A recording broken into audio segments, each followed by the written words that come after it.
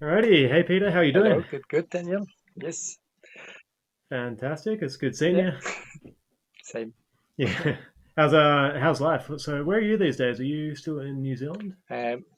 Yep. I'm basically here near Whangarei, which is sort of the northern part of New Zealand at the moment. Yep. So, Okay, yep. nice. And from what I heard, you're traveling around, or Oh, sort of what's the gig? What are you up to these days? yes and no. I've been staying with somebody for a Yeah. couple of months, but over Christmas, New Year, just sort of New Year, I wanted to go to one of his yeah, sort of music festivals. Just Okay. to spend a bit of time there. And so after that, I just carried Yeah. on sort of a bit more, staying with friends at the moment. Yeah, so that's where I'm at the moment. Yeah, Okay. Yeah, sounds good. Yeah, I saw some footage of that on I think it was the WhatsApp group. Yeah, yeah. breathwork WhatsApp group, or maybe his Instagram. But looks like a fun time. Yeah, I hope you had a good Christmas and New Year's and everything. Oh yeah. Filled with adventures Oh, I'm a bit, and lots of I'm a breath bit work. into the dancing. Maybe not completely ecstatic, but but something with a little bit of Yeah, rhythm still. I can recognize. yeah, static, static enough. Yeah, no, that sounds good. Sounds like you're having a good Yeah. time. So yeah, thanks for joining the call. Yeah, really, I just wanted to pick your brain about breath work and sort of have a chat about it because, um, a lot of people I feel don't really know what breath work is, and you sort of you Pardon. hear the term, and a lot of people, including myself, like before we did a session at Gaia, thinks that it's sort of something where you're just doing some gentle breathing or something to relax. But from what I realized from the first session I did it with you is that breathwork is actually something completely different. So we'll sort of I want to pick your brain about that a little bit and just sort of get your understanding. But first of all, what sort of led you down the track of learning breath work and teaching breath work, and what is your appeal to it in the first place?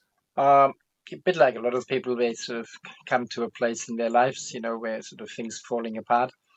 And I guess, my life was a bit similar to that as well. And kind of it turned me a little bit after a few months of misery and whatever comes with it. It just sort of got me a little bit on my knees for a moment. And I said, okay, I need a bit of help here. I can't figure this one out. Because it was not just a mental thing, it was quite deeply emotional what was going on in my life at the moment. And nothing sort of much happened initially. But then I wanted to travel back to Germany. That's where I'm originally from, and thought I might get a book or something. So I went into a bookstore, and it talked about that particular book had a very intriguing title. It was called "Breaking the Death Habit." Basically saying that dying is really just a bad habit and it doesn't have to be like this. And it's kind of intrigued me, the title. And so I started buying it. So I thought I read it on the plane. And out of that was sort of became sort of a whole new direction for me. It was like something happened there reading that book. It talked about the immortals in India. It talked about spiritual purifications through the elements. And one of the things it talked about was the air element, the breath. And the guy who wrote the book, he was at the time sort of considered a little bit like the father of rebirthing breathwork, that particular type of breathwork. And I just felt like, I can do the fire, I can do the earth aspects, but the breath, I needed to learn more about it. That's when I kind of sought out somebody in New Zealand at the time. And I eventually found somebody and used to go there for a little while every 2 weeks just to do a session. And it was the first time I had a session. It was so physical for me. There was just so much happening energetically in my body. I couldn't explain. I didn't understand. But I was so intrigued about it. I was just saying, I've got no idea what the heck that is, but it's kind of drawing me in. I wanted to learn more about it. Yeah, so that's a little bit Yeah, where okay, all the I things. see. So you sort of discovered it as a ways, like as a means to an end. In a way, sort of some modality to help you get through struggles at the time. Um, Um, maybe initially, but for me it was actually the energetic experience, and to be able to feel and sit and feel everything, and somehow through my teacher at the time, just the same how I share breathwork with other people these days as well, is to basically saying just keep breathing no matter what, just keep breathing no matter what happens. And for me, it kind of helped me to have sort of an anchor in life. I needed somehow something I can hold Mm, on to because it was just all a bit of mess, and it kind of gave me sort of a real sense of it. I can connect through my breath with some energy, with some spiritness, with something which, in just doing the breathing itself, can go into my being and make me, have physical responses, having memories of things I couldn't remember before, like all kinds of things happened. And again, my big word at the time was, yeah, intrigued. I didn't look for anything at the time so much, but I think it kind of found me. And since then, I just mm. really embracing it as, not so much more just from a therapeutic point of view in terms of trauma and, and things like that, but it's actually more as a kind of a yoga of aliveness. It's just, like I often refer now as like the Holy Spirit or the breath of life. It's kind of an inspiritness Mm. which gets activated by us opening our breath, opening our receptivity. Well, that's what I find interesting because your breath is like one of the constants of life, right? So you've got your heartbeat, which is one thing, but everyone Yep, breathes for every moment of their life until they die. yep, So there's a lot of different philosophies, whether it's in India talking about yoga and prana, about sort of utilizing just the energy of breathing mm, and the energy that you're bringing into your body and exhaling. Even in shamanic traditions in Latin America, in ceremonies, they're always referring to, oh, pay attention to your breath when you're going through a difficult experience. yep, Just focus on your breath. And it seems like regardless of the body of knowledge or the philosophy or the ceremony, the breath seems to be a constant, or I guess a universal experience that we take it back to the breath to sort of ground ourselves and energize ourselves. And what I learned, starting with your sessions that you were teaching, um, is that we really just don't know how to utilize our breath. mhm, We don't know how to use it in a way that actually empowers ourselves and energizes mm, us and flushes out trauma and accesses the subconscious mind, because mm, most of the time breathing is an unconscious mm, process, and it takes some discipline, it takes some or it takes some awareness to actually make that more of a conscious process mm, where we can start utilizing that more and using these frameworks mm, and these techniques yep, to connect with deeper parts of our like subconscious mind. yep. So specifically, like this book that you read, and the teacher that you're working with, was this rebirthing breathwork Yeah, or was this a it different was type? called rebirthing. Yeah, rebirthing breathwork, conscious connected breathing. It's taken Yeah. on different names now, and even the technique has changed with different practitioners and facilitators. And I've done it at music festival. We had some workshops. We did 4 different breathing kind of workshops on breath work and had different names to it. And they still have different different ways, and even breathing in through the nose and out through the mouth. And there seem to be quite a lot of different things people have adapted. And so for me, I just the thing is, when I learned it about 28 years ago, I thought I sort of try to stay pretty much with the same rhythm.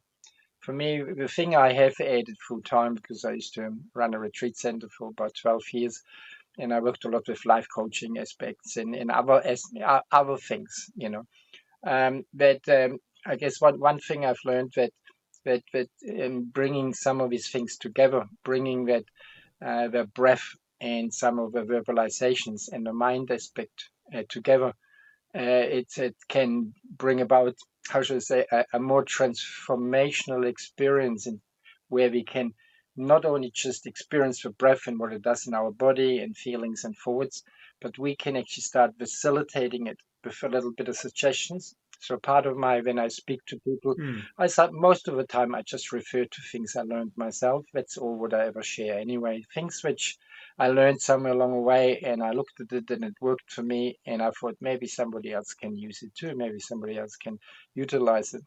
And the comment I've had through the last few years a lot, and Gaia as well in some of the group work, is that it was really helpful, because sometimes different things, they're similar to people, like the aspect of worthiness, the aspect of abandonment, the aspect of that. And so if you talk about it, you suddenly in a group of 20 people, you've got 5 people who can relate to it. And having this verbalization as part of breath work, I found that it sometimes just helps people just to go really deeply what is actually maybe sitting there, maybe even quite close to the surface. That's why a lot of people have had problems with breathing deep into the chest. It's like there's a heaviness, there's a weight on their chest. They need to get something off their chest, Mm. which could be, There's something stuck in there that sort yeah, of they need to unblock. yeah, because you have to sort of, how I understand how the breath is used against us. It's so every time there's an event which shocks us, and people sort of can relate to that as well. You have a shock, and what you do, you hold your breath. You sort of stop breathing. So with the Mm. breathing and the shock, it gets kind of connected. And so therefore, over a period of time, our not so much our ability, but our how much we breathe in becoming less and less, becoming more shallow, meaning that our whole life choice becomes a bit more shallow. People talk about it as Mm. shallow breathers. I used to refer to shallow breathing is a kind of a reflection of you're still alive, but you have more shallow life. You don't get Not too fully there. excited. There's not a lot of passion going. You're just sort of making it through the day. And as you said before, we all breathing. That's all happened. That's why we're still alive. But we be more fulfilled in our aliveness? Can we open up to receive more than enough so we can share some of this energy, this passions, this creativity, whatever it might Mm. be, just with whoever is around us? And the answer to that is yes. And so every time when we go into sort of more of a deeper, fuller breaths, we start to unlock some of these parts. The breathing itself has kind of pushed down a little bit. It's almost we have used the breath to put things into boxes, put them behind doors, put them into shelves. Because at the time when these events occurred, we might have not been mentally, psychologically, or emotional equipped to know what to do with it. So we just don't know what to do with it. So the connection between the breath and the trauma becomes sort of a bit more predominant, meaning that as we start breathing more deeper and Mm. deeper, we can access some of this body trauma, some of these other things. And because trauma for me, really, a lot of it is now, it's the conclusion and interpretations we make, and the best ones we can make at the time, where, depending on where we are at. But it's not the event itself which is the trauma; it's the interpretation of it. And so we can actually start feeling, seeing, sensing, and the breath will help to Mm. to bring it to the surface. It might be through physical tension and pain. It could be a memory. It could just be a real deep grief, and you might not even know what it's about. But just that's my 2 sentences. Keep breathing no matter what, and no matter what you experience, say hello to it. Befriend it, give it a bit of attention. You don't have to engross yourself in it, Mm. but give it some space to be. And then things move, things become dynamic, and that's how I feel a lot of these changes occur in this moment when we just really say, okay, I'm not afraid of these parts of myself anymore. I'm not afraid of a scared little boy. I'm not afraid of that shame. Maybe I've done something terribly wrong and nobody ever knows about it. Whatever it might have been, we actually Mm. start saying it's okay now. Let's say hello to it, because they're just Yeah. younger versions of ourselves anyway, and they just didn't know any better. But hopefully, we know something now we can share with these younger versions of ourselves. And so the deeper in breath, a conscious connected breathing brings that extra flow of energy, and that energy that just can move Mm. anywhere, can go into your thoughts, into your body. It goes wherever it needs to go. And all what you need to do is just keep Yeah. breathing. Just keep breathing no matter what. That's, Yeah. That's Sounds a it. bit too easy. I Well,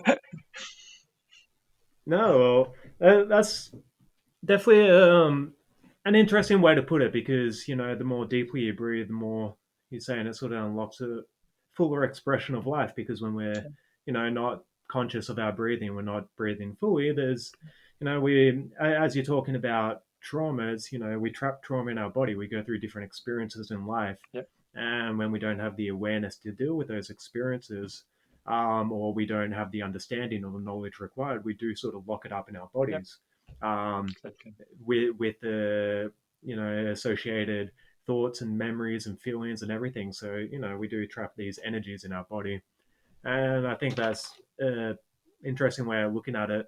Is breathing sort of unlocks these different Mm, compartments and these different memories and these different areas, which like I 100% believe in as well because I haven't done this a lot myself. Like I've probably done maybe 5 or 6 sessions, like in total, mm, including the ones that I did with you at Gaia.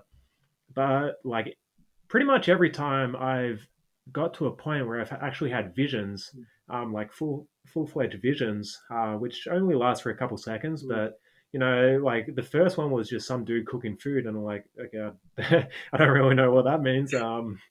What's trapped in my subconscious? What's coming out now? What, do I need to become a better cook? I guess interpreting is like a whole nother side of it because you need to interpret those visions that you're having. But the visions are real and it's definitely unlocking something. I had another one as well, which was a lady like giving birth, and it sort of just came out of nowhere. Like I was watching a high definition TV screen. I'm just like, whoa, Oh, that's wow. like these visions were more, I guess, more realistic than most of the things I've experienced with ayahuasca or any sort of psychedelic. Mm, Even though much shorter, but it's just like bam, it comes out, mm, and of course you have all the feelings of all the tingles and different sensations on your mm, body. It's interesting how it does sort of really flush everything out of your subconscious, and it does allow you to experience mm, what's trapped in your body, mm.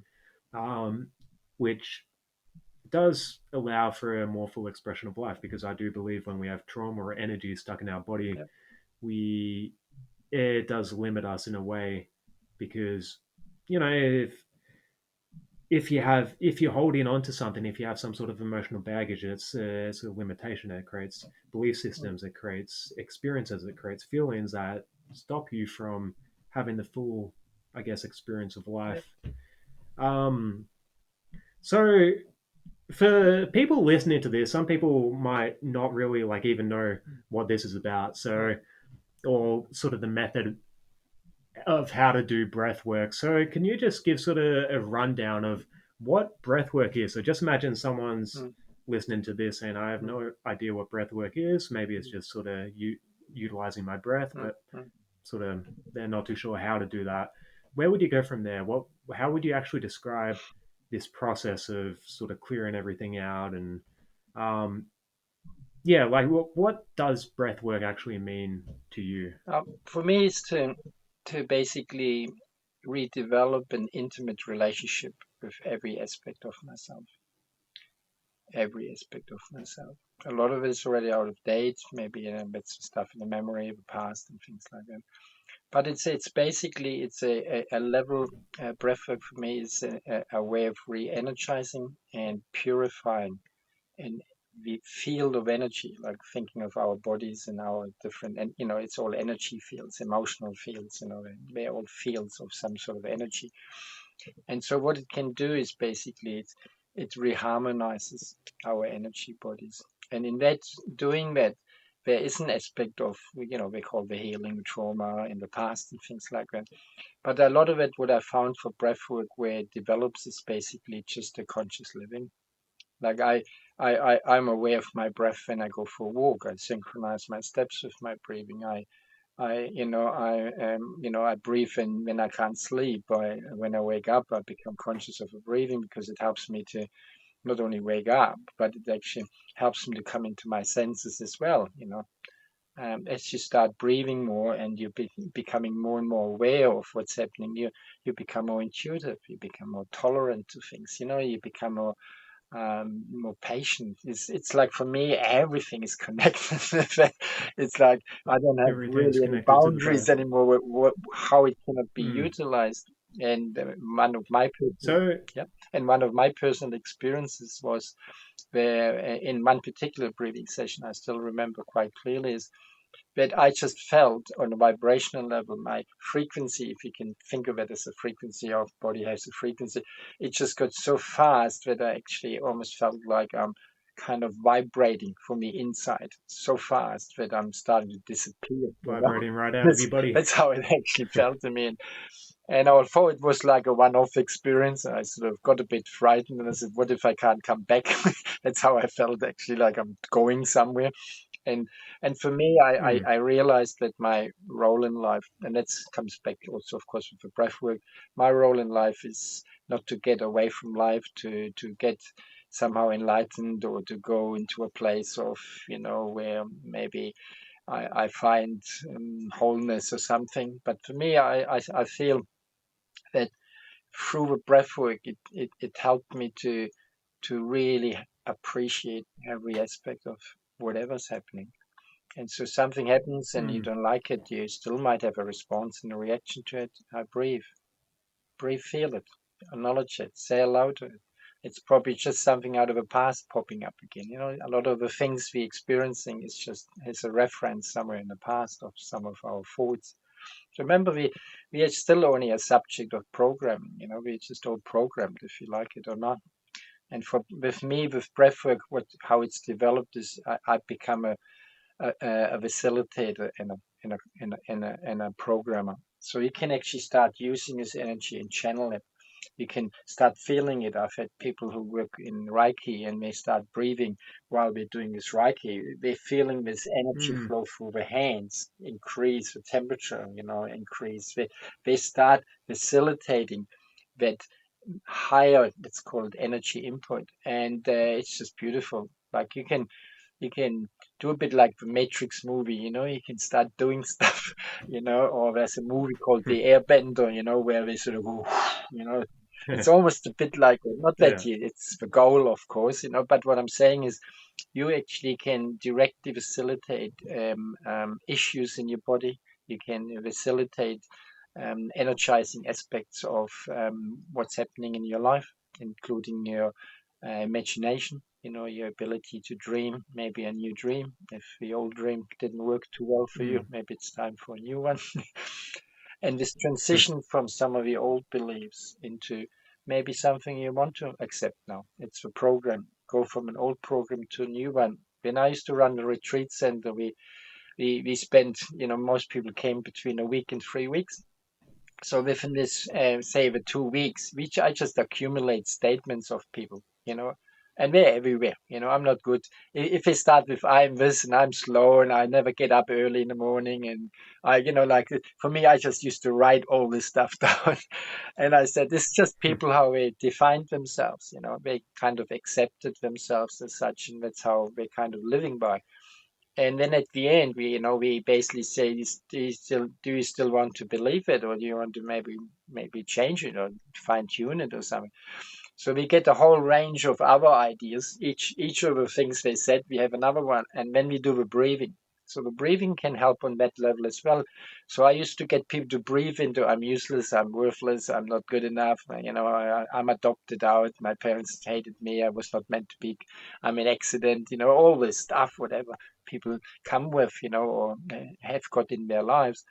And you feel it with the breath, and then you come and make a conclusion and say, oh, I no longer want to believe it to be true. What I want now is something else. And then you come up, a bit like they call it affirmations, but it's almost like a movement of energy from an old belief system to a new one. And the vehicle for it is the breath Mm. for me. I breathe into the old, move the energy, make a decision, and then move that energy into this new what I want to actually bring about. Because I think a lot of people now, yeah, So, I'll go on. now, Go I on. think a lot Speak of after. people starting to get more the idea that that the thoughts are creative, and that that we sometimes if we go down a certain track of thoughts, beliefs, that we might have more of that, so, of these experiences. So some Mm, people have a little bit of concept about that thoughts and our mental capacity to think things, that it's part of a creation process, a creative process. So knowing that means that, maybe we need to be more aware of, what we speak. And again, for me, breathwork, it helps to be more conscious. Again, conscious connected breathing, mm, conscious aware. You just become more aware. Everything becomes more aware. And then you don't have any more judgments. You don't regret. You don't think, did I say the right thing? Did I do the right thing? You just live life according to that. mm. Be present with the experience. And yeah, that's a big part. I feel a lot of people's dysfunction stems from labels because we constantly reinforce these ideas of who we are and how we identify Yeah, that can cause us to really, well, we start creating that reality for ourselves because we're so closely identified with these yeah, labels. um, I'm curious to hear more about when you're saying you sort of instruct people to breathe into the label. So just say someone is battling with self-worth and they're like, oh, I'm a shitty person and I'm not valuable and blah blah blah blah blah. They've identified with that. What would that process actually look like? So how would someone breathe into that to try and change the label? So yeah, um, just say I'm struggling with self confidence or yeah, something, or I think I'm a piece of yeah. shit. How would I actually change that narrative through breath work? Could you sort of go into Yeah. detail a bit about that So process? basically, the breathwork itself is, it's the technique. The technique being conscious connected breathing. So as we breathe into that, we basically use that what we would do in a breathing session. If it's a group individual, we use the same breathing technique, which is, deep in and drop at the out breath. So we breathe in deep. And so what we do is we breathe and breathe in deeply. Again, we're opening that path of energy flow to come through us. That helps us then to connect more with these particular parts you're just talking about. Like that feeling. And I often used to say, don't take it personally, but I just feed back to you what you've been telling me. So if people say they're weak, Mm, they're scared, they're this, and I just almost get them to feel it, because sometimes we do actually have to feel that part in ourselves. It's like almost like we want to go back to that original script, where did stuff come from, and it is, yes, there's an association to feeling. So people need to feel what it's like. What does it feel like? And the breathing is basically, I just very often, to get into these places, we have to go a bit deeper and a bit faster, even sometimes changing to a mouth breathing to really feel it. And if it's a sad thing, when they feel the sadness, almost like to that, real grief, you can't hold yourself, you just really have this mm, experience. If it's to do with anger, I says, don't hurt me, but process the anger bit inside, and you don't have to kick things and rip things up. There's some things, you don't have to express fully outwardly, but feel it what it's like. And then once you get there, and it's basically, as I said, the technique is it's fairly simple. Like I normally teach something called the 20 connected breaths, and that's where normally how I start normally a session, if it's a group session or an individual session. And the first 20 connected breaths is just some people can just do it. They can start doing something themselves. They can go home when the sessions are over. They can, if they listen to that now, some people could already start doing that just by hearing, how this 20 connected breaths work. But the 20 mm, connected breaths, the ideal is we need to learn to connect to in and out breath, hence conscious connected breathing. So we no longer stop. And we also want to take that sharpness out of the end of the in breath or the end of the out breath. So normally, very often, people, what they've developed through life, especially if they had a lot of challenges, they sort of breathe in and hold the breath a little bit, and then they sort of breathe out. So it goes a bit like a sort of a breathe in, hold it, yeah. and Are you saying just naturally, like during people's day to day lives, this is how most people breathe? Because I'm trying to think of how I'm breathing right I, now. I would say so. I would say so. But for me, every time you stop breathing, and it's that's where I differ a little bit in how other people who teach breathing out there. There's a lot of people breathe, and they talk about holding your breath. There's a place for it, like Wim Hof method. They working on a different, ideal, of what we're trying to achieve with this breath as well. But for me, to stop breathing is to stop living. What I'm actually doing is I'm starting to cut off my lifeline. And so for me, I just want to breathe Mm. in or I want to breathe out. I don't want to stop anymore. And I want to make it more gentle So you because think with this in breath as well, it reflects a bit the sharpness in life. So we want to take the edge off. It's almost a bit like going from sort of a steep up and down to more like a wave, like a hmm, Hmm. Makes it more smoother. Cut the edges out, not stopping breathing anymore. Really being aware of it. When the in breath stops, finishes, straight away, just drop. And the difference to hyperventilation, even if it's done through the mouth, is in hyperventilation we tend to push the out breath. So for example, when somebody gets anxious, a lot of people you there's a find forcing current they to it? breathe through the mouth and they actually pushing the out breath. They go a bit like this. This is hyperventilation. So the rebirthing breathwork is almost like the remedy to an anxiety attack. Not remedy, but at least it takes you into the other direction from rather than escalating. You're taking you away from the deeper anxiety stages. And it's primarily the primal difference is where we're relaxing on the out breath. That's a big difference, huge Mm. difference. And that's why people don't pass out in breathwork sessions unless they hyperventilate. Then they can probably pass. Yeah. You Have know. you ever seen that? Have you seen someone pass out during breath Oh, work? Is that a I thing? call them Do they go people to ever like sleep. do it wrong and then? Yeah, I've seen stuff. I've seen people go to sleep. They go unconscious. They kind of separate from the body, and they often almost stop breathing. It's kind of a place they go to. Maybe something is wants to show itself, and they just still kind of living that younger version of themselves who doesn't know how to cope with it, and they just shut off.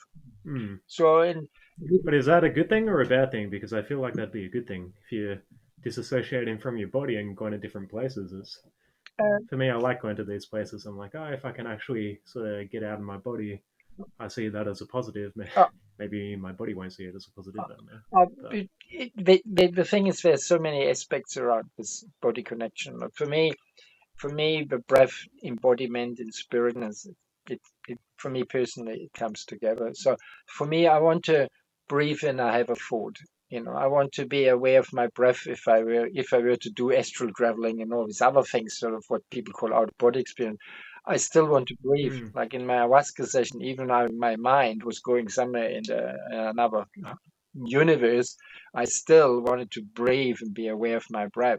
I wanted to stay connected. I didn't want to lose myself in experience. I wanted to have an mm, anchor, and the body was a part of the anchor on the breathing as well.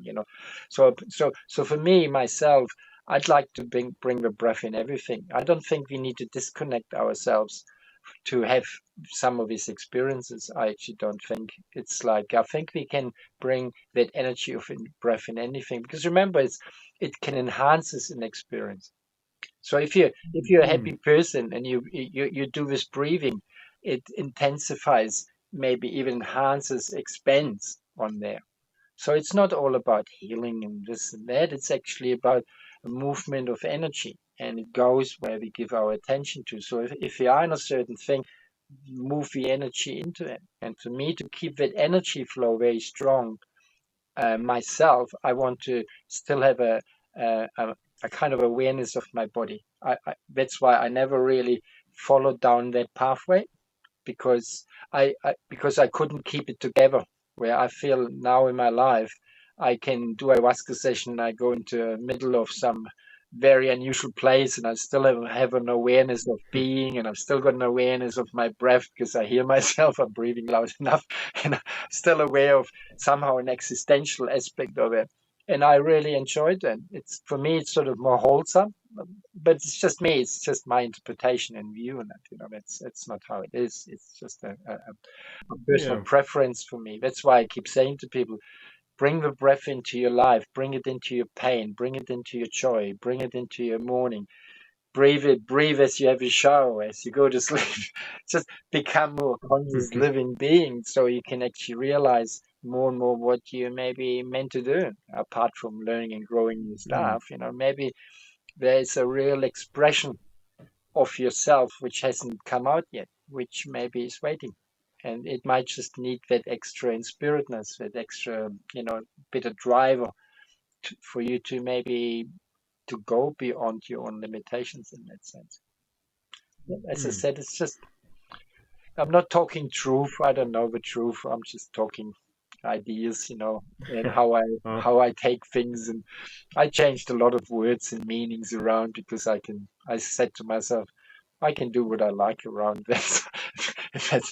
If it helps, if it makes my life more lighter, then I definitely consider it. of course, and do it. And, no one knows the truth. We're all trying to find our own truths, and I think that's the most important part of it. Is we discover, ways of living, ways of being that resonate with us, Mm, and that's if you find truth in what you're doing.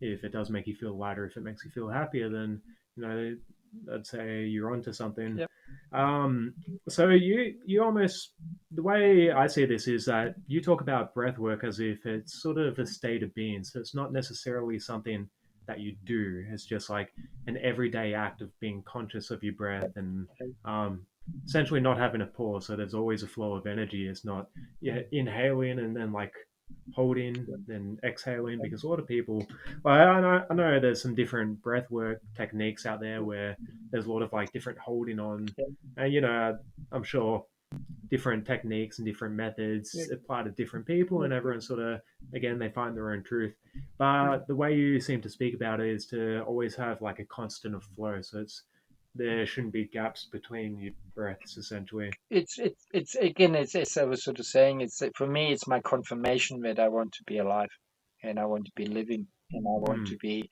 and to be in breath is to be living alive, and it mm. and it in So this is appreciation, interesting because mm, yeah, and it acknowledges yeah, and I was appreciates gonna say thoughts. Now you go. no, no, you're good. That was just There's a bit of a lag, like with the. So, all right. I was gonna say. So it's interesting that you say that because what often with ayahuasca ceremonies, and if I'm trying to get like out of my body, right, whether it's astral projection or um, yeah, like in a ceremony or just through meditation itself, I can get into occasionally I can get into some pretty like out of body yeah, states. I find that the way that I can get there is to actually try and stop breathing or shallow my breathing as much as I possibly can, because I do see breathing as a sort of an anchor to reality to your yep, body. So I find that I can never really get far out of my body as long as there's a constant of breath. yep, And for me, I sort of do it habitually now. As if I'm sort of on a brink and I'm about to sort of bust out of my body, the way I do that is by essentially just pausing my breath and getting to a point where I don't even feel like I'm breathing. So there's almost yep, no movement of my chest yep, or my stomach. And it gets to a state where I can really sort of lose myself and just it feels like my consciousness starts yep. evaporating out of my body.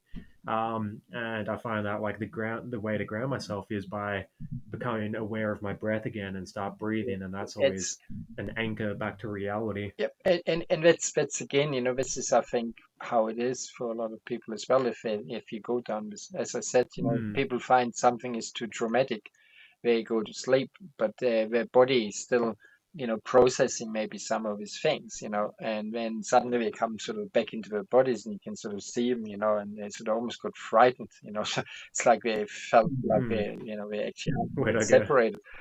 Now, for me, as I said, for me, it's just my decision for my life has just been basically I want to honor all these parts, including my embodiment, and I feel that the breath and to be more inspirited will take me wherever I need to go. I don't need to separate.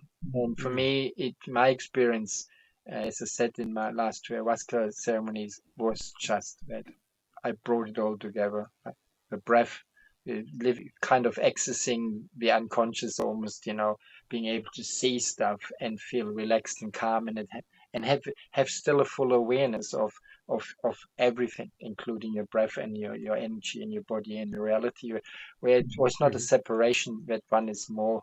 It's a different reality that it's all part of the same. And for me, I found a lot of comfort in that. That's why once I sort of more experienced myself, I says I want more of that, you know, rather than, mm, as you said, having to go to places by almost separating yourself from it, from your body. For me, I just feel, I'm aware one doesn't matter if it's a hologram or not.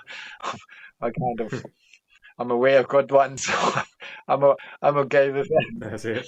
But it's more so for me. It's not the body itself only. It's obviously it's as I said, it's that and that larger flow of energy moving in and through me. And it can go obviously into soul journeys. It can go into the astral. It can go into all kinds of other aspects of my mental or emotional, energetic fields as well. So I just don't want to separate things anymore. I want to somehow bring it all together if I can, There may be some Mm, place for that, as you see with Winhoff and people like that. They do what they do because they've learned to hold their breath for a long time, in a sense, and to energize and to put everything in their body that they can live quite happily in a kind calm way in an environment which most people would die, because they're just not yeah. equipped for that. And yeah, so but mine is, as I said, my whole concept was fulfillment. I wanted to feel more fulfilled. I felt that even on the heart space, that it's more I open myself up through the breath, as more energy flows, as more fulfilling life becomes. Can be more challenging too. It doesn't have to be all happy or something. It's more fulfilling. It's more dynamic, and for me, I like this experience of more dynamic, more passionate life, Mm. more But it's more deeper. recognizing experience as experience, It's not polarizing it, not saying, not sort of viewing it through a dualistic lens. It seems it's just like you go up and down. You're just present with the experience of having experience of being a human being, yeah, having whatever this is, whatever we're experiencing right now. Everyone knows what we're experiencing, but yeah, it seems like using your breath is a way to just be to instead of drowning, going down a river, you're actually just sitting in the boat and letting this experience be what it is. If that makes any sense. exactly. And so when I talk to people as well, with the breath, and part of most of the sessions I've sort of given, I say what we want to come is we want to bring so much energy into us that we always feel that fulfillment. That means when it doesn't matter what happens outside ourselves, we got like that fullness where a lot of people don't know how to manage their energies. They get affected so much by other people's, how they like them, don't like them, a boss, this, that, work, their own achievements. They're just kind of draining themselves constantly into their work, into their relationships. Where I said, well, what if you can be so fulfilled that you don't need anybody? Because your energy, what you really want, what you have tried to get off other people or your job or whatever, you can access it directly. Yeah, and I think I mentioned to you Mm. once, I did a bit sort of followed this prana nourishment, which is this Australian lady called Jasmine. So I got a bit interested in her at the time. And then one of the things kind of she said, and it's a bit like Vetunas is, why would you want to have nourishment secondhand if you can get it from a source? And it's a little bit like that. For me, I want to have that fulfillment coming from a place where I can rely on. It still can come through other people, through relationships and all this other stuff. But if you become so independent from it, you don't have to be ever concerned about a relationship lasting or if you're doing the right thing or if you're hurting anybody. Because like a lot of the Mm. stuff sort of falls away because we are all just doing the best we can, but we are changing. We're changing from inside out. Our experiences change us, and with the breath work, I feel we can facilitate more some of these changes on how to implement and how to actually do something different, see how it works. Maybe don't you, a lot of people out there probably, if you promise them peace and happiness, after a week they say, God, it's boring. I, I need some drama in my life. Like maybe not everybody wants that. Maybe people Nothing like some drama to spice it up. there's enough people doing it already. So for me, my sharing. That's why I can share quite unconditionally. I can share in quite large amounts in terms of attention to people and things and my work and things like that. It's because people don't drain me. They can't drain me because I firstly don't give them permission to, but secondly, I feel I'm full, so I'm only giving of my overflow. But to get to that kind of overflow state, open up your breathing, bring in more energy. It's a real just an energetic. As more we can draw in, as more we can Yeah. receive, as more we can share out. But as I said, I don't want to share myself. I only share my overflow, and that maintains within myself always kind of a nourishing way. I don't get drained. I don't get depleted. I don't get Hmm. that sort of stuff, and I don't want it anyway. I've been in these places. It's not that fun. So it's like, Yeah. Yeah. That makes perfect sense. Because I'm learning Reiki at the moment, and there's a very much similar concept. Is you don't want to sort of use your own energy because you'll be depleted. You want to channel sort of yep, universal life force. You yep, want to channel the energy that we're constantly surrounded in, that we are a part of. And I feel like breath work, or at least the sort of breath work that you're referring to, is rooted into the same principle mm, that there is a source of energy that we are all inherently connected yep, to, and we can sort of access yep, energy. And if we're trying to give from a bucket that's not full, it's going to deplete us. But if we're constantly replenishing ourselves from this universal source of energy, exactly. then we can keep giving out. We can keep giving our energy, but we're not going to feel depleted. We're not going to feel like we're running out or we're Exactly. losing somehow because we're channeling it directly Yeah, from um, because it is. the source. Yeah, exactly, and it's beautiful. Like as I said, I did used to do this retreat work, and it was like for a while I did with my partner, and then by myself. And it's up to a month, 24/7 with people, and people say, how can you not get totally tired or something? And I said, because my work is nourishing me. I'm actually experiencing a replenishment while I work.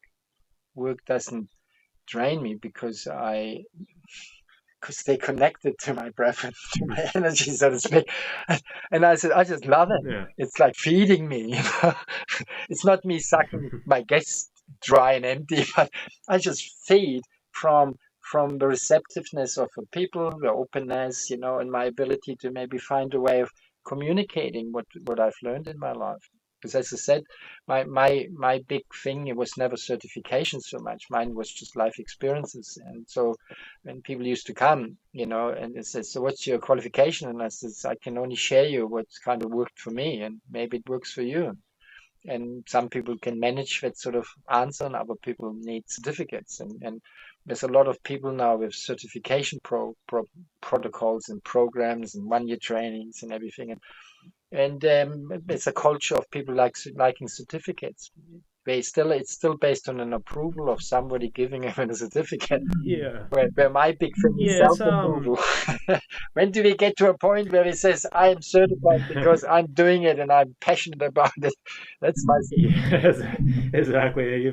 You've got the experience. You've got the wisdom. I've thought about this a lot as well.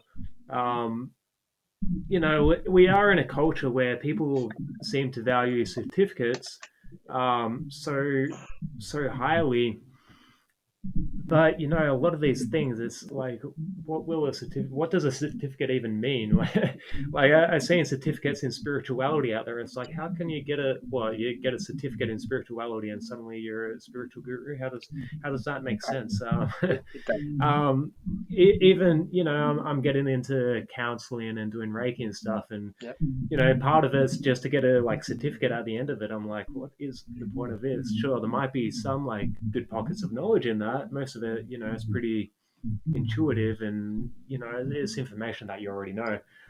But I guess a lot of people value that, but I do feel like the culture needs to change, and it is starting to change because we realize like what the certificate doesn't mean much. Even if you go to school and you study at university for 4 or 5 years, Yep. you can get past with the lowest grade. You can Yep. learn not much at all, just regurgitate the information needed for the exams. Then you get the same certificate as everyone else, which deems you in the eyes of society as a professional. Yep. But um, they're like, it doesn't hold a candle to having real life experience and having wisdom and having knowledge and actually building up a practice from the ground and having different teachers and learning things Yep. authentically and organically, because I feel like that is how you actually become truly proficient at something. That's how you actually become a good teacher. Is you learn through your own experiences. You incorporate the things that you've learned to create your own sort of systems and your own structures and things that make sense to Yep. you. Yep. Then you just pass on that information and help people sort of um, where they are in their journey to Yep. move forward. But yeah, I do think that culture will start changing at Uh, some point when people but realize just how in the meantime, worthless. we get a lot of the young breathing teachers come in, and they make their own new ethics now for breath workers. So if they don't have consent cards and haven't got this and haven't got that, then they're no good and don't go to anyone who Haven't doesn't signed your really form. sign over. And then even in Yeah, my retreat work, I had two disclaimers, and one of them was that we believe everyone who comes to us is, smart enough and intelligent enough, to figure out themselves what's, like, yeah, what to take on, how to interact with us and things. So we always, our disclaimer was there is no disclaimer. So, I thought this is just, it's getting too structured, and as you said, maybe there's a shift. I think the biggest thing, is when people ask me about training people, in breath work, and I said, your main ingredients is to have a real sense of care and love for yourself, and being able to hold a space where someone else can, experience something while you, especially around breathwork, while you're teaching them some techniques, where you can kind of have a space in which they can come to you rather than you take on any of their things.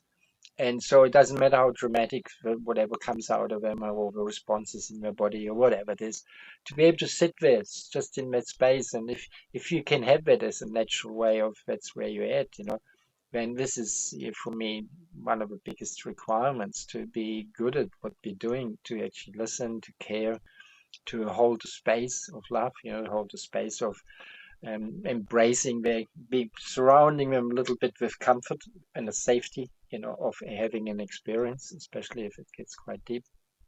And for me, and when I said just do a bit of work on your own, because like for me, when you look fundamentally, most of this new breathwork generation probably wouldn't agree with that, obviously. But for me, I only ever done 5 breathwork sessions myself, as my formal training.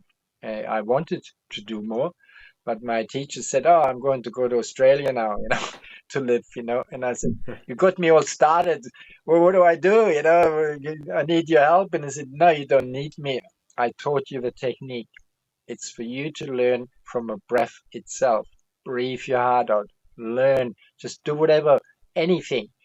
Let the breath show you how it interfaces with your body, how it interfaces with being able to sit through pain.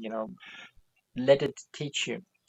And that's what I did. I just went home after this, had 5 sessions with him over a period of probably, I don't know, a couple of months. And I was just breathing my heart out. I was just hyperventilating, actually hyperventilating.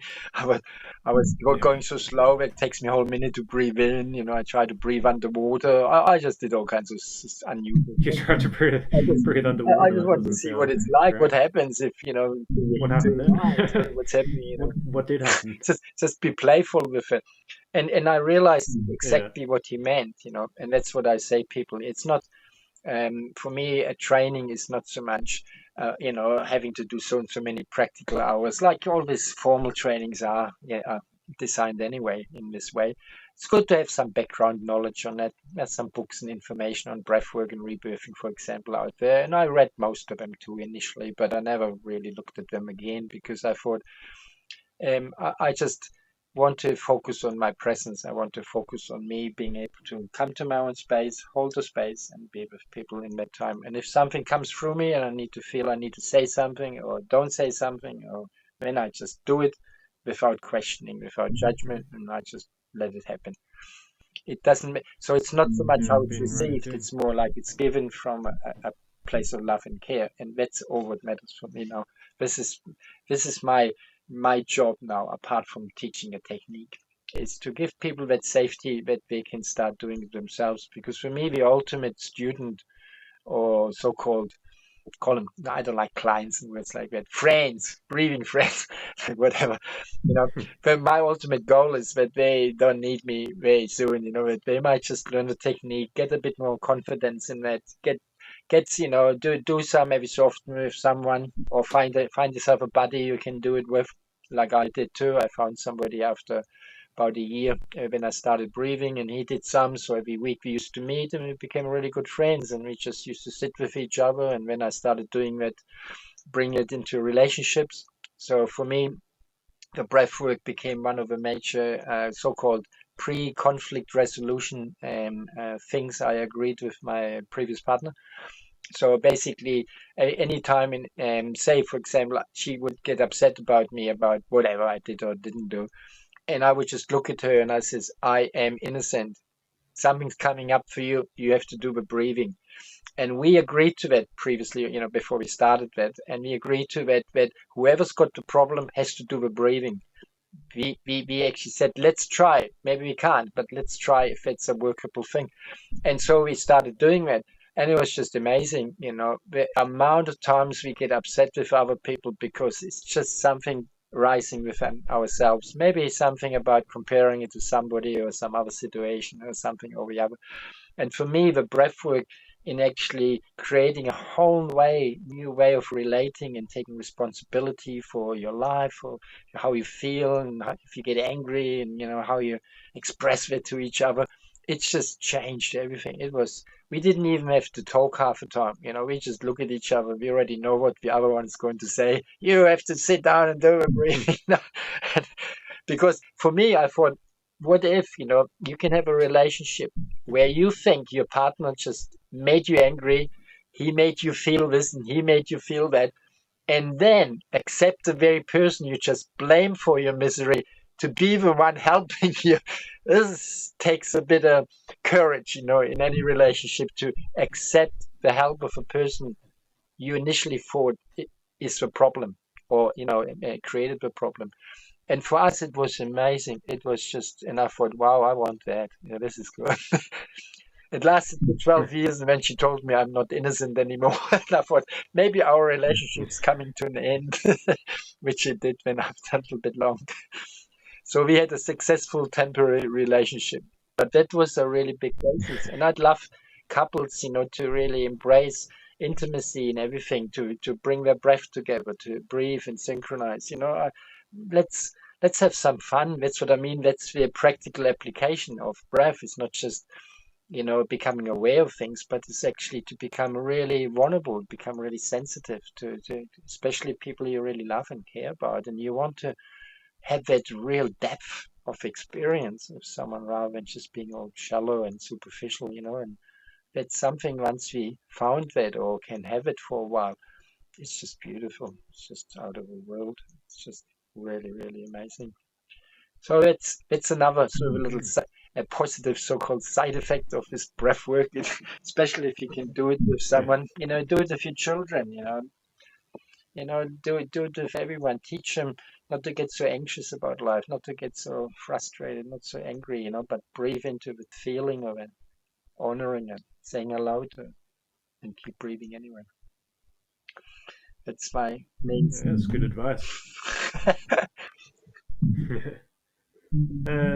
It is true. I feel like breath is awareness, and it's so important to just breathe into any feelings that we're having. You're feeling angry, you're feeling resentful, you're feeling something that you don't enjoy. It's important to be present with those feelings and breathe into them, and really just Yep. no, that's what it's about. You can't escape that. So your the rebirthing technique. Could you run through that? Yeah. So basically, as I was saying, it refers to conscious connected breathing. So basically, we want to connect the in and out breath. So when I first start, in pretty much all breathing sessions, I get everybody to just breathe in and out through the nose only. And my understanding is that there's a little gland somewhere behind the nose.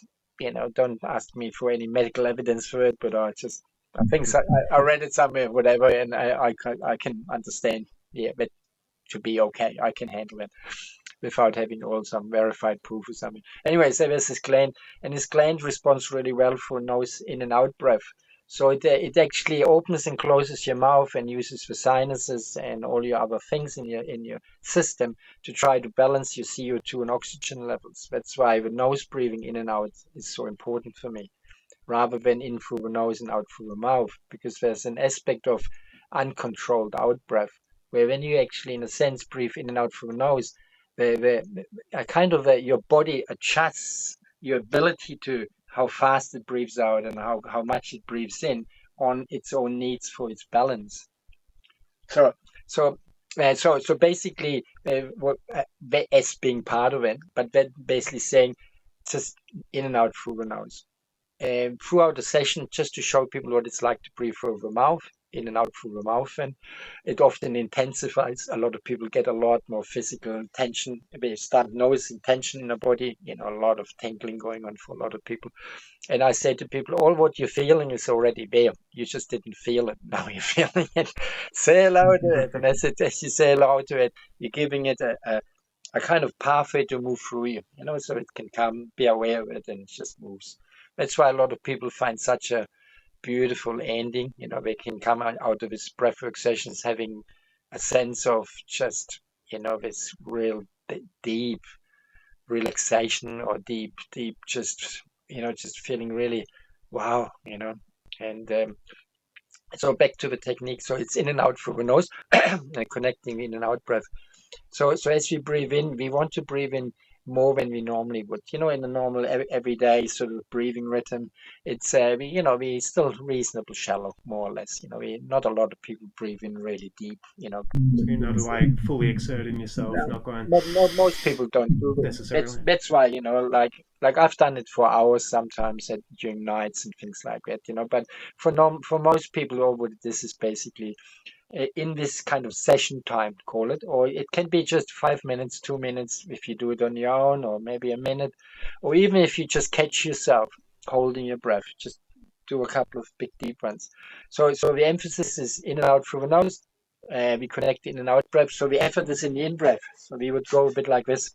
And I sometimes say to people, if you put a hand on that upper chest area and one on your belly, and put just a tiny little bit of pressure on it so you can actually feel your body pushing against it, your lungs pushing against it, just to help a little bit more awareness. So I'll do this 20 connected breaths. I might just show you, because has become now basically my beginning for pretty much every session now.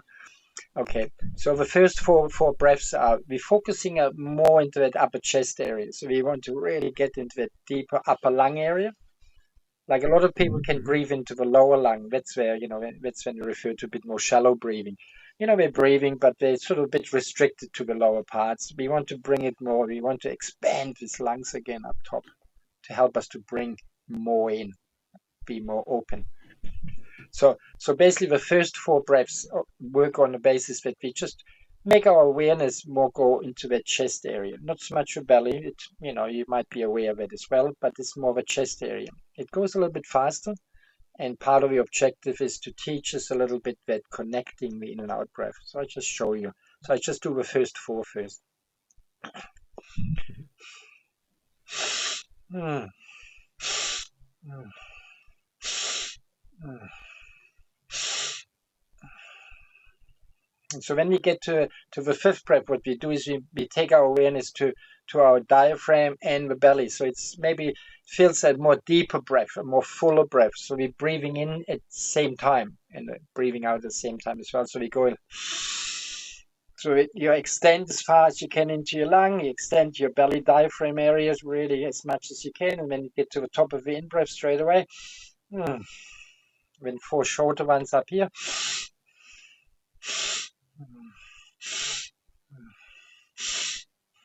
Fifth one. Hmm.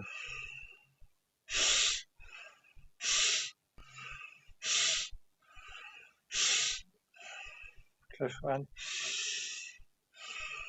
So one more set.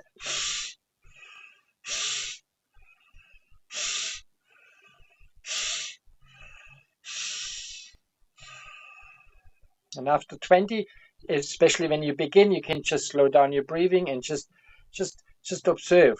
So you're doing all that with your eyes closed, so you don't get distracted or focus too much on anything else. And you'll find a lot of people already feeling a bit lightheaded. Sometimes they feel a bit dizzy. Some people already get a bit of tingling. Some already maybe feel a bit tense, whatever it might be. So in a breathing session, so that's so 20 we do at the beginning. So that's something anyone can learn. I can, somehow publish it. There are some, things if you type in 20 connected breaths rebirthing, there's probably some YouTubes already out there as well as some more explanations. I haven't got into that sort of place yet, Hmm. maybe to do some on my own, but there are some really good ones out there already. Just look for 20 connected breaths, rebirthing breathwork, YouTube or something, and they show it to you a little bit more again, I would imagine. Yeah. So in a Okay. breathing session, more in a group or individual, we start with a 20 and then we just do the big full breath, which is the fifth one. Like every breath is. So you're really drawing it in. Really, you want to fill it up, fill that space up. And it sometimes can get a bit hard to get. And you'll find that after even sometimes 20 minutes, half an hour, you're noticing that your breathing has become more open. You're starting to open up. You actually can receive more flow, more energy, apart from all that oxygen air thing, but you're actually feeling there's something happening. And that's when a lot of people can have quite a bit energetic experience. Yeah. And So, yep. So that's basically the technique itself is connecting in and out in breath with like a waveform. Effort is in the in breath and just a drop like hmm, like a dropping at the out breath. We no longer try to get rid of things. Like there's a lot of emphasis on everybody saying you get rid of things. And I've been to different shows and workshops and things, and people flicking all this stuff around, and I find it all a bit disturbing myself. I said, "Where's it going?" Taking all this stuff and everybody gets rid of bad things or stuff like that. So for me, I'd like to think I want to be so energetically aware that I no longer get rid of things. I just transform energy from something which maybe it's not useful to me anymore, or maybe it's actually harming me or hurting me, into something more useful, lighter, and something more helpful. So for me, it's all about utilizing the breath and the energy as it arises more to transform things rather than. So my emphasis is not to get rid of things. It's more to take that energy itself, as I understand, is neutral, and move it from one place to another place. And when you can hold that idea of movement and transformation of energy, then you automatically don't lose all that energy again, because getting rid of things, you're actually losing energy quite quickly in that sense as well. You're actually reutilizing at least some of it, some of this energy. Because for me, I'm really that big on. makes sense. Pardon? I just said that makes sense. You're transmuting the energy in still. If you're constantly getting rid of stuff, Yeah. then I feel like you'd be depleted, wouldn't you? I prefer to see it this way. Remember, I can make up a little bit my own mind what happens. It's not about proving it. It's just how it feels to me. That's why most of my life decisions Hmm. are just based how do they feel, and then I do them. And as long as I don't go in with judgment or telling myself awful afterwards because it turned into something not as pleasant or somebody got hurt or something. But I just trust I want to be in that connection with everything. I'm in the right place at the right time. I'm doing the best I can. I am evolving. I want to move energy. I want to express myself in the best possible way, and that's changing as well. We're all changing. We're all not the same people anymore as we a few years ago, and we maybe learn something and we start applying it, and that changes our lives. Mm. Yeah. Just out of curiosity, when you're doing group sessions, um, do people sync up the breaths? Like, is everyone doing the in breath at the same time and the out breath, or do people go at their own sort of Yeah, speeds? absolutely. it's so different. Even the depth of it is different.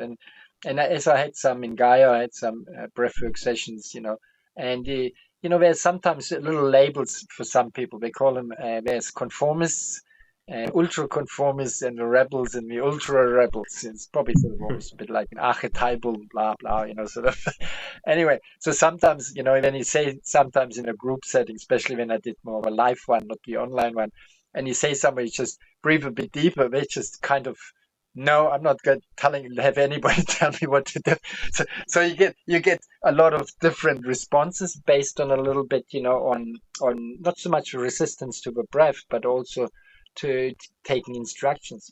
Actually just doing something because somebody asked you to, without even knowing why, or maybe have a deep appreciation yet. So no, everybody's different. There's some get activated really quickly. Some people just take a few breaths and their whole body starts shaking, and they can other people, they just, it's really subtle. You don't even see much. You see them breathe, but when they afterwards they say they had all this stuff going on, like I'm not psychic or something, I don't really know what's happening for people. And yes, everyone is different. It doesn't matter if it's in a live or if it's in an online thing. I don't set the pace for the breath. I just basically, when I talk in group sessions, I say, okay, some of you need to breathe a bit deeper. You're starting to slow down. There might be some really going really hard at, and others already sort of drifting off a little bit. And so I said, okay, next round for some of you, be aware of your breath, deep again, start again, start again, start again. So it is a workout, it's definitely not, it's a bit like what people refer to ayahuasca sometimes. It's not necessarily the most pleasant experience for everyone.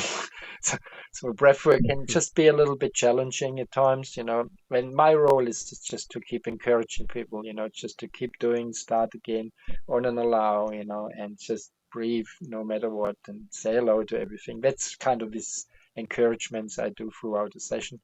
And for me, I just want people to get the most out of it because it's more they can have an experience. It's more they start opening up to that idea that maybe there's something in there for them. Maybe, like as I said, like for me to have gone all that path, like I've been doing it for 28 years now or something, was I was intrigued at the beginning, and then another thought form came to me, and it was what else can I do with it? It's almost like, what else can you use it for? Like, I know a little bit, what else can I do with it? What else can I do more with it? Conscious awareness. What can I do with more the energy flowing coming through using that, conscious connected breathing? What else can I do with it? So for me, if I can just even intrigue people, it's a good starter, so that they get intrigued about themselves, about their bodies, about maybe how serious they've taken their lives or how anxious and depressed they might have been at times, and give them a platform to really just get to know themselves deeply, authentically, with all the little aches and feels and whatever it is, to actually have a real sense of coming home rather than living out some fantasy to please other people or to appear to be happy and everything is okay and everything, because it isn't. A lot of people aren't okay. They just have learned to put their mask on, their personas, and because that's when you look at there's so many jobs, it's unacceptable for you to be honest and authentic. They want you to lie and fake. Otherwise you wouldn't get that job. Yeah, it's sort of a product of today's society, isn't it? Yep. So if that's the case and you have to be like that, and that's what you do at the moment, maybe it's time to maybe look for something else. But maybe it's just being able to stop and come back to your authentic self a moment. You don't have to be that, that have to take that role. It's a bit like people, like it could be, teachers, it could be, stewardess, it could be, all kinds of people. They're meant to be friendly and and cheerful and positive and real estate agent. Oh yes, yeah, it's always hours, no worries, give me your listing. Like they're kind of trained to be like that, but they're still they have to be able to separate then that part of their life to that real part, and that's where the breathwork can really help to remind them and bring them back to what's really happening. Maybe they are really lonely. Maybe they are, even if they're in relationships with people, can get extremely lonely, and maybe they feel like they really missed out on things because of for one reason or another, and to be able to address that, to be sitting with it, and to breathe into it, energize it, befriend it. There's just so much to learn, and it might just motivate us enough to say, I think I don't want that anymore. I think I want something better now, and that might just be the decision you needed. You might have spent 10 years getting there, and you just completely start again, more or less. And I've done so many startups myself, so I got used to it, to have new beginnings, over so many years now in so many forms and ways, and I embrace it all. It's just a new beginning. It's just a new part of me, readjusting sometimes, and as I said, And it's never you never really starting again either because you can't erase the knowledge and wisdom that you've gained from having it's, different experiences in your life. yep, yep. Like it's the start again is a bit like that's what I say with breathwork too. This is keep the stuff which works, and have a look at the things which are out of tune, or not harmonizing with you, Are they? And I think it's somebody, one of his movies I was watched once, and she said it in terms of relationships. She said, "Does your partner predominantly lift you up or take you down?" And this is how you can make a decision if you maybe need to revise, your lifestyle. Maybe you need to be on your own for now if it's the one Being which dragged is down, yeah. too heavy. And for me, as I said, there's a lot of courage has come through breath work. But when I've been in quite difficult situations even the last few years sometimes, and the only way to actually acknowledge my situation uh, was through the breath work and finding some real sense of connectedness that I'm exactly here, where I'm here. What happens right now, even though I don't like it, it needs to happen because I'm in the situation now. How can I not change the situation because it was a bit outside my hand, but how can I change myself in this moment? How can I perceive this moment differently? How can I think? How can I connect? How can I breathe? And still acknowledging maybe some concerns or fears about what's going to happen, what's the consequences of this, and blah blah blah.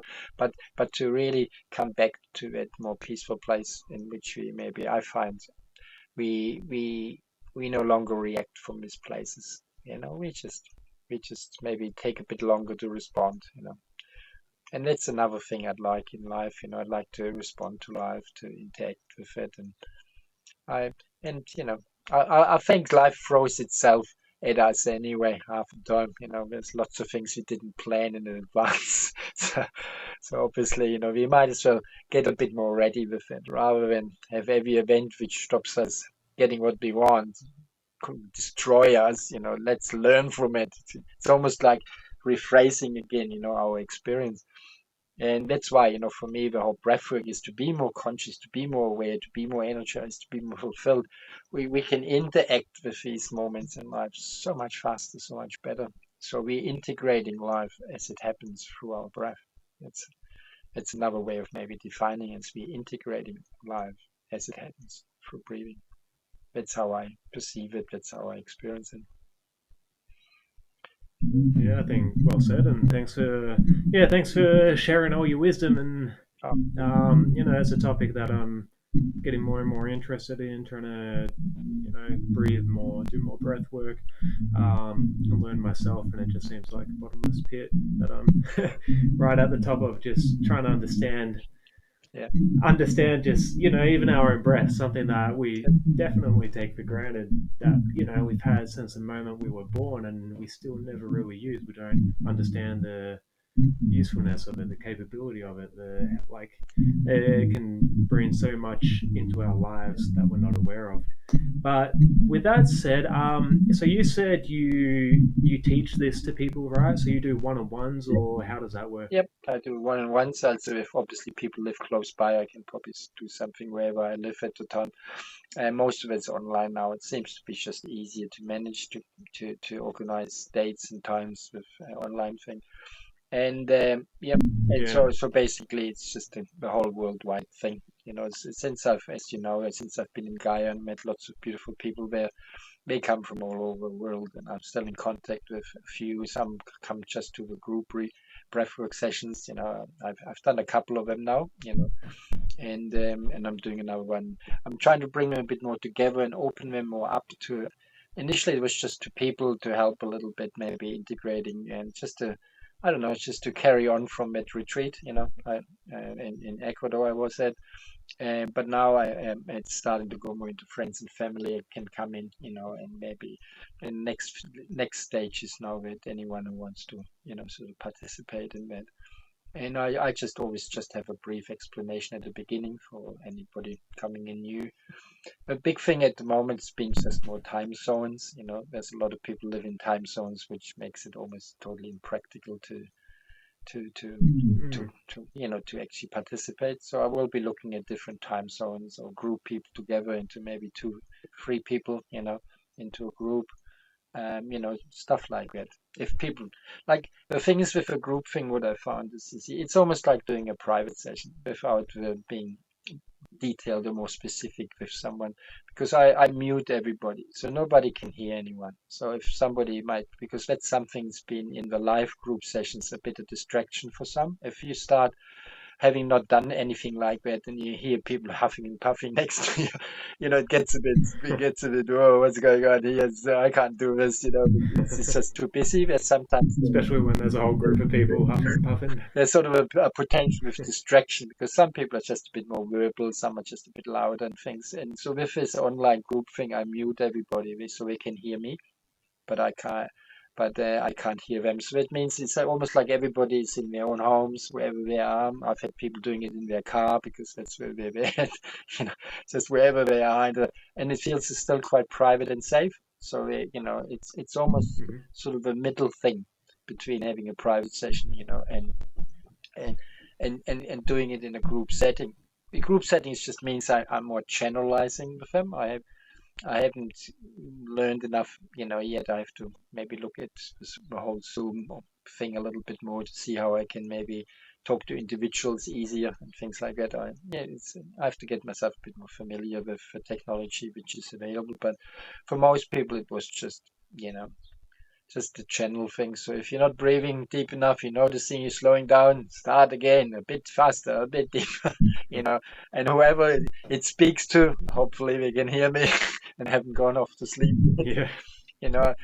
So sort of giving general instructions, but the one-on-ones are more personalized Oh yes, instructions. because Correct. yeah, because you lead in, a session normally for a personal one is about 2 hours as well, like, and it's you just talk a bit, and I sometimes just hear certain things at the beginning for a conversation, and I can build it into the breathing session a little bit, as I said earlier, sometimes bringing that breath into sort of some of the ideas we have about life or what's going wrong, or it's his fault, and you can sometimes bring that into the breath while people breathing, and you can sort of feed it back to them a little bit. It's almost like some of the things I hear sometimes I just feed back a little bit, or feed an alternative idea into it, as just something to consider, you know.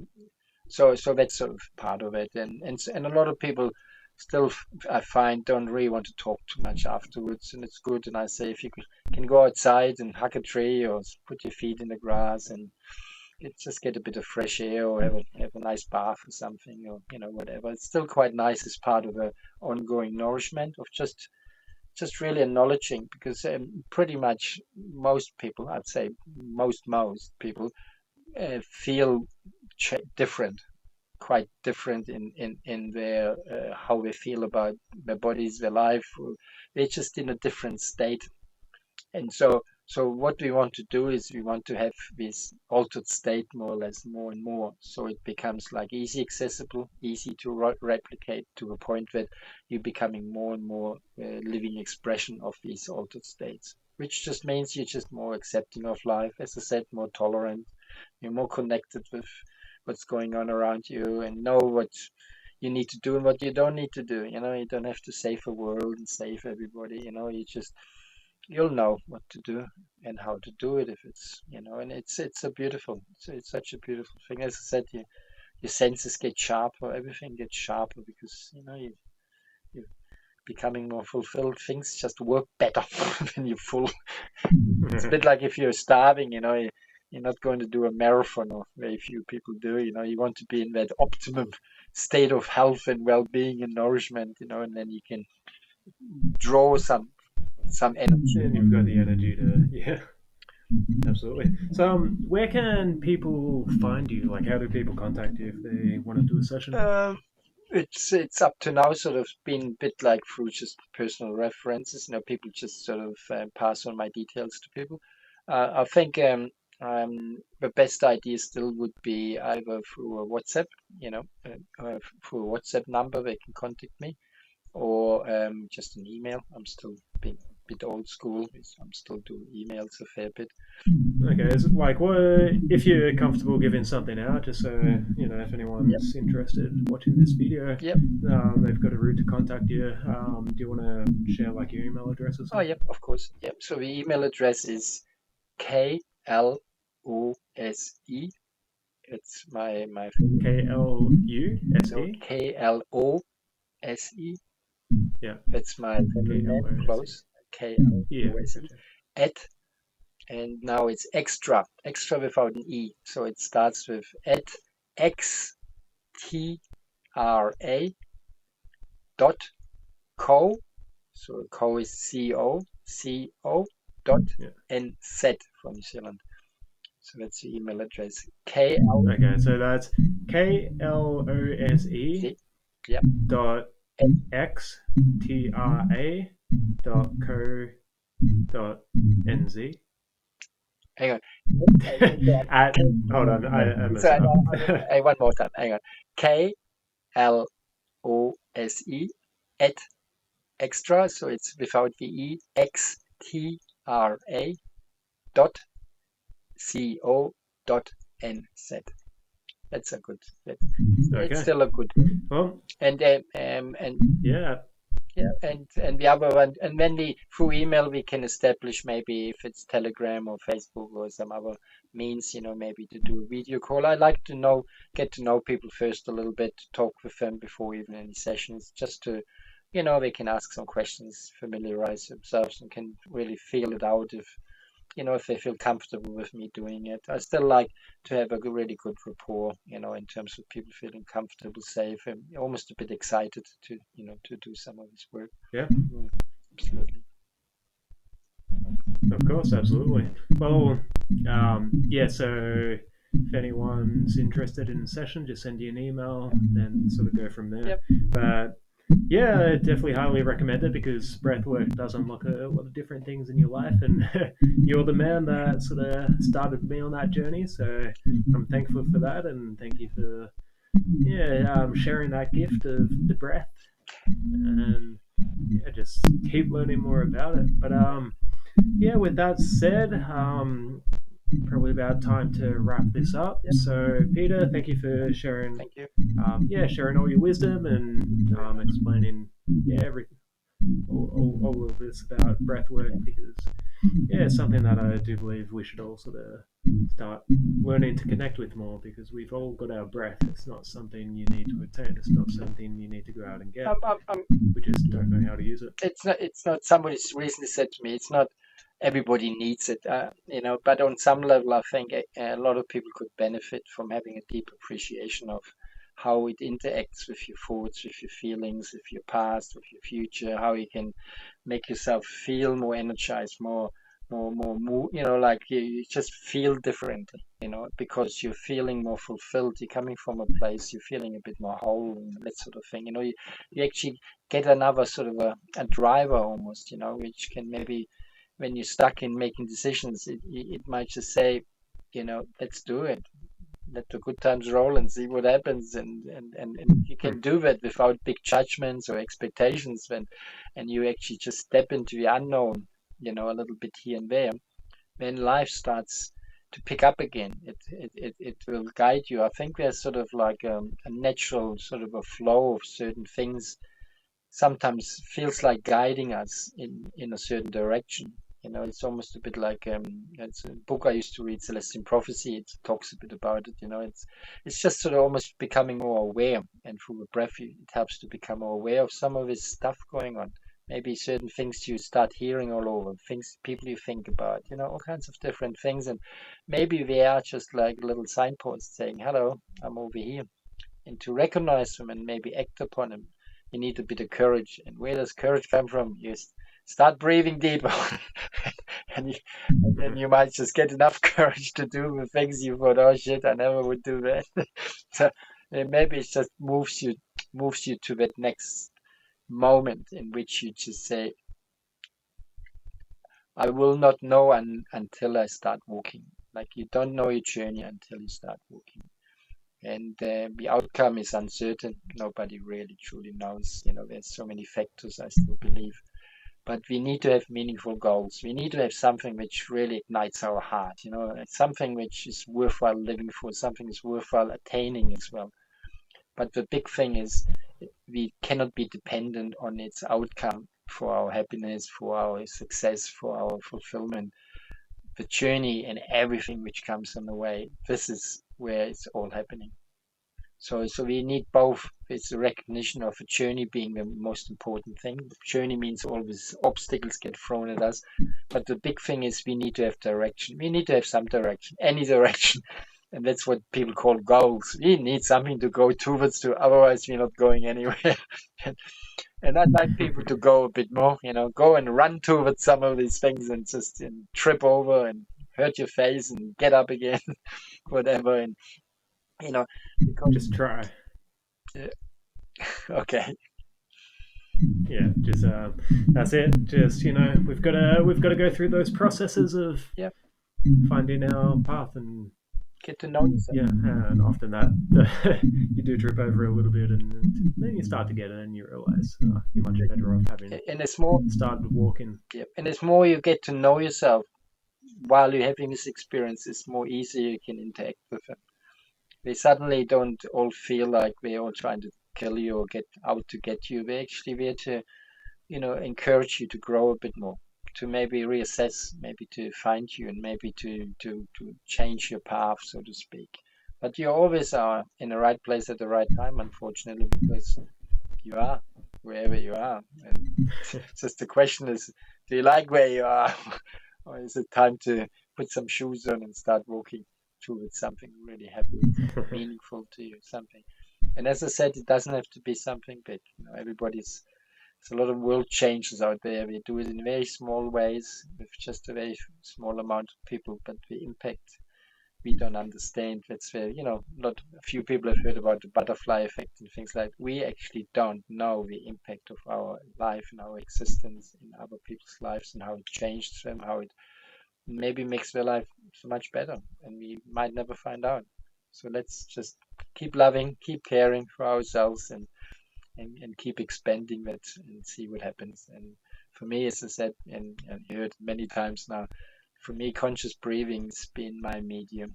I still did fire things and other ceremonies around fire and water and stuff. But the breath, because of this inherent presence in my life, is so fundamental. you know, I, I don't have to go anywhere to experience it. I don't have to build a fire to have a fire. Let that fire be also within yourself, but the breath will be the oxygen firing it on. So if you sometimes feel you're a bit down and low and beaten up, just remember your flame has just gone down a bit. It's not out yet. Breathe some fresh air into it, and you'll find it lights up again. So, yeah, so that's my concept of bringing that flame a little bit to a bit more a robust, a bigger, expensive glow again. And that's what breathwork does for me. What it can do for anyone who wants to do that in this way. Yeah, sounds good. Well, thank you very much, Peter, and enjoy the rest of your night. Okay, then. All right, then. All right, until we meet again.